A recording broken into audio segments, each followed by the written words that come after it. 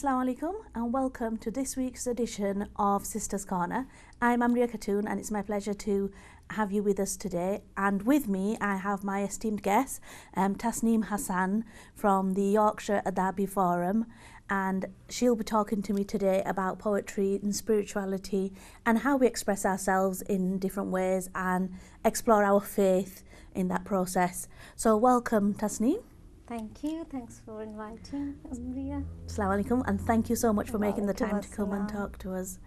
So I'm really excited about today's show because poetry is something that's quite near and dear to my heart. It's something I really enjoy and it really helps me process the world, and I've recently started to share my writing a bit more. However, I know you've been doing this for quite a long time. Yeah, I started writing poetry at a very young age. When I was in school as a teenager, and I think the environment I had, literature environment, reading, I read loads of poetry book and inspiration from Ahmad Faiz, Ghalib and all those poets. I think that made me write something, and then as you said earlier, I feel the writing is a way of expressing yourself, your inner feeling, which you probably cannot just say, but when you put in poetry in a poetic way, the thought come across very appealing, and I really enjoyed reading, and then I started writing. And just to put it in context, you grew up in Pakistan? Yeah, I grew up in Pakistan, and then I came here about more than 20 years ago. I came here in England, and when I was in Pakistan again, I was taking part in poetry competition and then won prizes there. That really encouraged me to explore more in poetry, and then I tried to write various type of poetry, and that's in Urdu mainly. I write in Urdu. And was that encouraged in Pakistan by your family and friends? My father, he used to write poetry, and then he encouraged us as well, just to, so in school if there was a competition, he encouraged, and then we started to write with small nazm, and then ghazal. Then we started to explore more, and I think reading helped me a lot. It encouraged me vocabulary wise, and just different areas of poetry, different type of poetry. And that's just sound advice to all writers in any language, in any art form. The more you read and the more you explore other people's writings and art, it does help inform yours and help you develop your own style. Yeah, reading always helps, and reading great poets like Persian poetry. I started reading, but I couldn't grasp it, so I just I used to read the translation of Persian poetry, because there's a vast, I would say, majority of good poetry in Persian and other languages, and translated version is not as good as reading the original poetry. It gives you the feelings, it gives you the a little bit their how they've written, and then you explore it more, so that helps in writing. So what brought you over to England? Oh, what brought you? Or should I say who? Yeah, that's a good question. Yeah, I got married and I came here, and then, but when I came here, I think poetry helped me a lot to deal with the separation from family, and so I started to take part in Mushaira's poetry events here, and he helped me a lot to to cope with that feelings, and then here to obviously I started a new era of my life here, and then I feel that I was very fortunate that I was given opportunity to attend these events, and then I published. So I was encouraged to write poetry, and that helps me again as a sort of process. You said spiritual and healing, and you just cope. I feel it's like coping mechanism for me. So I did. I must say I certainly found that, and when I have recently started to write again, it's partly been in reaction to a lot of the world events, the things that are going on in Syria, and some of the distress, some of the turmoil here in the UK, and it's helped me, you know, when I've gone home and I've had a really upsetting day, when I've been worried about lots of things locally, but then you turn the news on and you see everything, and it's helped me sort of process a little bit and work out what I think or feel about some of these things, you know, things that are affecting, you know, all human beings, but, you know, the Muslim Ummah as well, and it just does really help.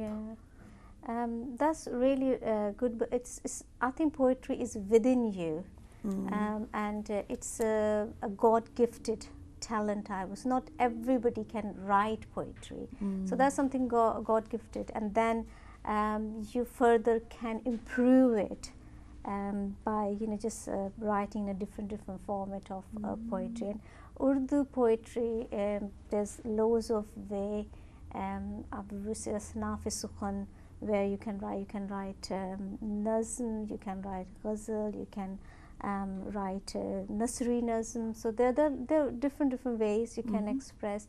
So if you can't do Paband Shairi, which is ghazal, you have to follow a certain format. If you can't, then you can write Nazm, which is more freely. You don't have to be bound by certain rules. So there are ways to write. And similarly in the English language, the poetry, the form has changed quite a bit, and actually I think it was Penguin Classics who were recently they're compiling another collection, and they're taking in a lot more of the more modern forms.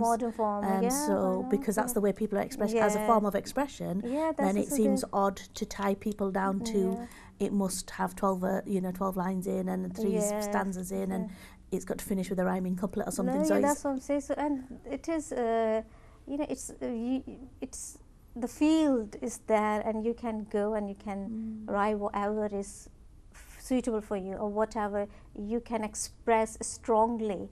So I think there's a way to, and I would encourage children to just write and express themselves in whatever way they want to. So just moving on a little bit, Tasneem, what kind of subject matters do you write about?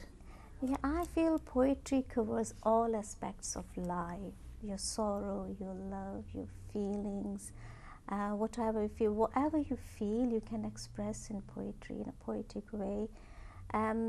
My poetry, my personal feelings, I've recently written about women, feminism. I've written about again, all the way separation, and any feeling, whatever you feel, you can write in your poetry, and happiness, your sorrows, your family, whatever you feel. And I feel recently I've started reading and understanding Quran. I'm doing Tafsir Quran course. So I've started writing naats, Prophet sallallahu alaihi wasallam, and our deen is not completed without the love of our beloved Prophet sallallahu alaihi wasallam. So I've written naats and hums as well. I think these are all the forms. So it's just I think loads of, but mainly my favorite is ghazal. I'll write in ghazal format, and this is my favorite. So I do feel truly honoured that we're going to actually hear you read one of your naats. Okay, I start with hamd, some hamd and dua both.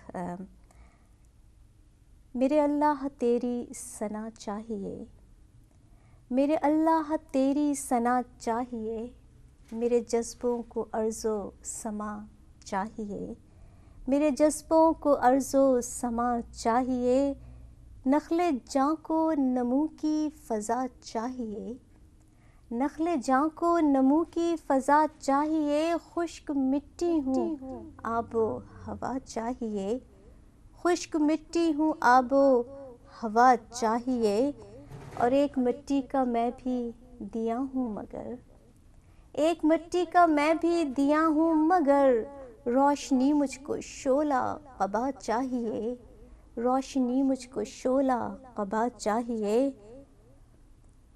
और अहले हक़ के लिए सोचना कुफ्र है, अहले हक़ के लिए सोचना कुफ्र है, मिंबरोदार में फ़ासला चाहिए। और मेरे दुख का मसीहा हिनाकार तू, मेरे दुख का मसीहा हिनाकार तू, मेरे ज़ख्मों को रंगे हिना चाहिए, मेरे ज़ख्मों को रंगे हिना चाहिए। और लाख मध्यम चरागों की लौ हो मगर, लाख मध्यम चरागों की लौ हो मगर, आंधियों की मिजाज आशना चाहिए। मेरे अल्लाह तेरी सना चाहिए, मेरे जज्बों को अर्ज़ो समा चाहिए। MashaAllah, subhanallah, that was beautiful. Yeah, I think it's just about praising God and just asking Him to give strength, and it's just a feeling. And I think we should only ask God to give us strength and just to cope with things. So that's the way of expressing. It's praising Him and just dua. MashaAllah. And how do you, I mean, that was beautiful. And although I do understand quite a bit of Urdu, you make me feel like going away and learning it now in detail. Yeah. Because it's such a beautiful language. It always sounds beautiful. Yeah. And that was absolutely gorgeous to listen to as well. Who do you, I know you said you do poetry shows in the past. Do you still do these? Where could someone go and listen to you perform? Yes, yeah, this is what I would, I'm vice chair of Yorkshire Adabi Forum. We formed this organization in 2012, and since we have arranged many events. Every year we do this international mushaira, which is now part of Bradford Literature Festival, and throughout the year on different occasions we do Natia Mahafil, poetry events, and we have done competition, writing competition, and encourage young people to write in Urdu, youngsters to be involved, and many poetry session. We are going to organize an event on 11th of November at Pakistan Consulate on Iqbal Day. So Allama Iqbal is very famous poet and Shakespeare, in memory.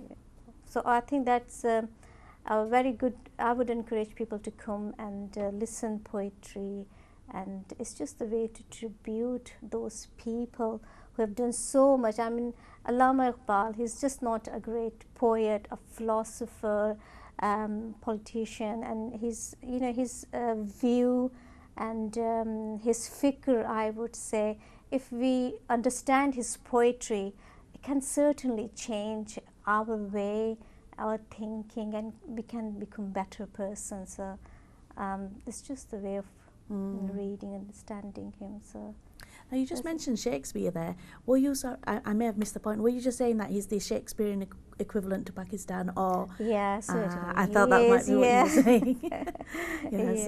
So is it a big thing in Pakistan, the Iqbal Day? Yeah, it is a quite big thing in Pakistan, and here we want to introduce, especially to young generation, because these people, I think they've done so much, and we should know, and people living here, they should know what, and just promote them here as well. I mean, loads of people know Shakespeare, but Iqbal in our community, well, Iqbal poetry is for everybody. I wouldn't suggest, I wouldn't label it for certain a group of people, community. Anybody can benefit it. So that's just to remember and just pay tribute to him, Iqbal. So I would encourage people to come and join us. Fantastic. So as well as reading and performing, where do you have you published your work anywhere? I've been published in many magazines and newspapers, but I've not compiled a book yet. Still, I think I need to, write a little bit more, and then I get it published. So, yes. Excellent. And just there a little bit, I touched on the idea of performing. Now, traditionally growing up, my sort of heritage is Bangladeshi. The thought of, sort of women performing was kind of frowned upon a little bit. Did you have any of that growing up in Pakistan? Should women be doing this? Should boys be doing that? Oh, really? I think poetry is something, like I said, if I'm writing about life, there's not anything wrong with it. It's I think I'll write, if I'm writing naat and I'm writing ghazals, poetry is very sophisticated way of expressing. I'm not saying the other fine arts and fields of fine arts are wrong. They are right in a way. But I think poetry I feel is very sophisticated, very cultured, and it's a very good way to just give your thoughts and basically express yourself. So, yeah. And for me, it's a way to record history in a way, Yes. in a short format. And I think one of the things about poetry is, when people say, what is it? It's as much what isn't written. Yeah. So, when you read something and it stays with you, and it stays with you when you go back to it and you revisit it and you rethink it, and then it suddenly means something different. Yeah, and that's the good thing about poetry. You write something, and whoever is listening and reading, they can interpret in their own way according to their understanding and how deep they can go into poetry. So it's different to different people. So that's the good thing about poetry. If I read Iqbal, for example, I can only understand to my level. Maybe it's not as high as some other people who can understand, more, and they can find out different ways in one. So I think it's subject to interpretation, how we understand, interpret, and then it affects people differently as well. And it moves you differently as well. Moves, yeah. I know for myself, when my mother passed away, may Allah grant her Jannah,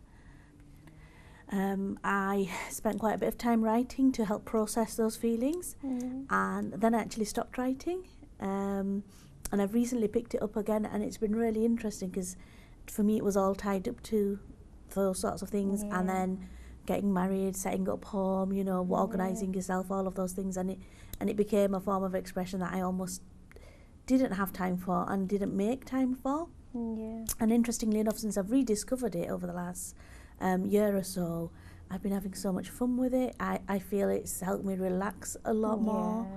And recently, as in the last 6 weeks, I joined a writing group. Oh, that's really good. And it's something I've never done before. I would never have ever thought it's something I would do, and I have enjoyed it so much. It's just sat with 4 or 5 other people doing little writing exercises and then sharing it in its roughest I think that's form. very important. We have organized few workshops in past to exchange your ideas, to what you've written, and just get opinion from other people. That improves your writing skills as well. And sharing, I think the main thing is sharing what you've written, and if you get praise, that really encourage you more to write. So it's a very good way to do workshops and circles, and that's very good. I found it a fascinating experience, and I would absolutely encourage anyone, if you can. It's really intimidating. I found it quite scary, but I've really enjoyed it, and the one I've been part of has been organised by the Bradford Poetry Foundation, but there's loads, and I think libraries tend to have lists and workshops quite often, so it's worth checking out if you're interested. But I have found it such a revelation. There's people there who clearly further along their writing than I am, but the styles are so different.